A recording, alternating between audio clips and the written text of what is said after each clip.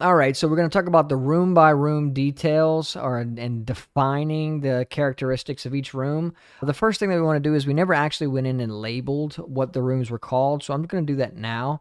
I'm going to start back in that top left-hand corner there. Let me share my screen. And in that top left-hand corner, let's see, we have the master bath. So I'm just going to start typing master bath, and then I'm just going to hit tab. I'm sorry, enter.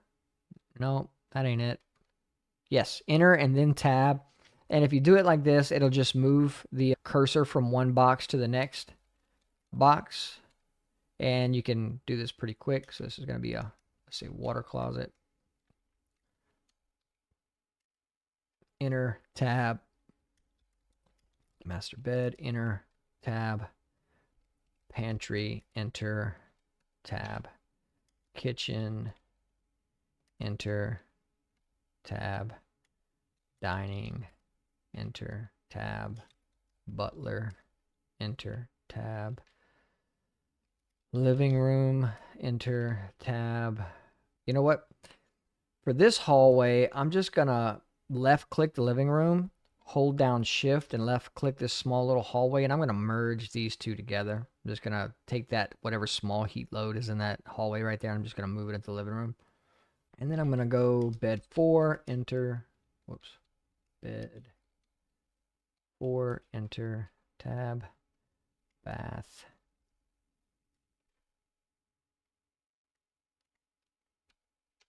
And call this a vanity area. We got 2 closets right here. Bed 4 has a closet. So same thing. I'm going to select bed 4, hold down shift, select that small little closet, merge those rooms together. And then I'm going to do the same thing with bed 3, select both, merge them together. That way the heat load is all in the same room. And all 2.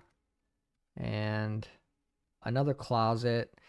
25 CFM in that closet. So there is a thing called closet mold. When you have a closet on an exterior wall, there may not necessarily be enough heat load for you to be able to need to cool it. But because the sun hits it and there's moisture building up on the exterior, when the sun hits it, it causes a little bit of vapor diffusion, diffusing vapor into that closet. The clothes then get a little damp and then they get like this moldy, musty smell. So for that reason, I will typically leave these in.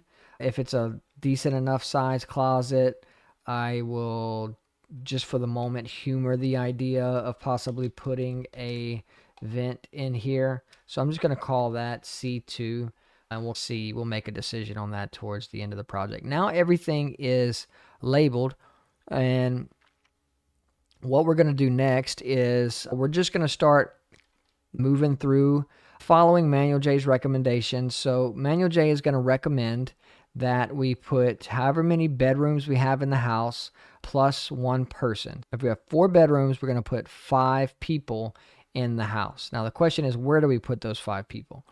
So Manual J is going to want you to put them in occupied areas, which are going to be like the living room, the kitchen.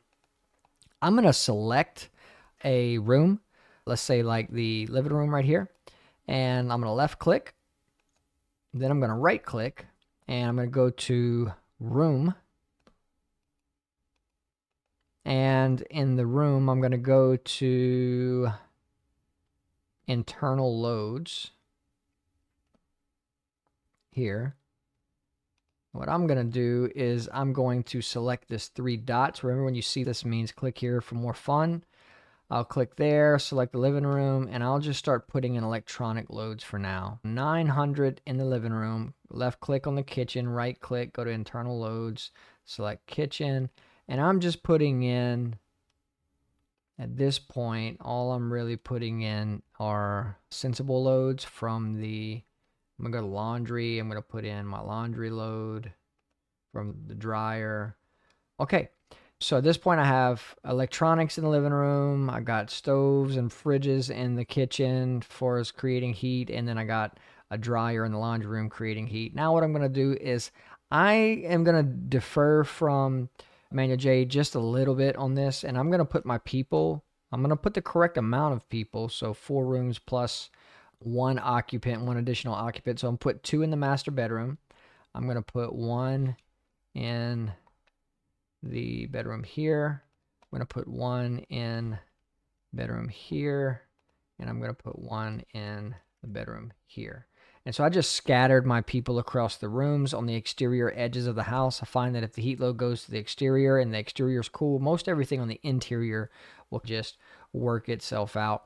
So real quick, while we're doing kind of room by room definitions here, I want to check and see what was the actual ceiling height in, let's see, in the house here.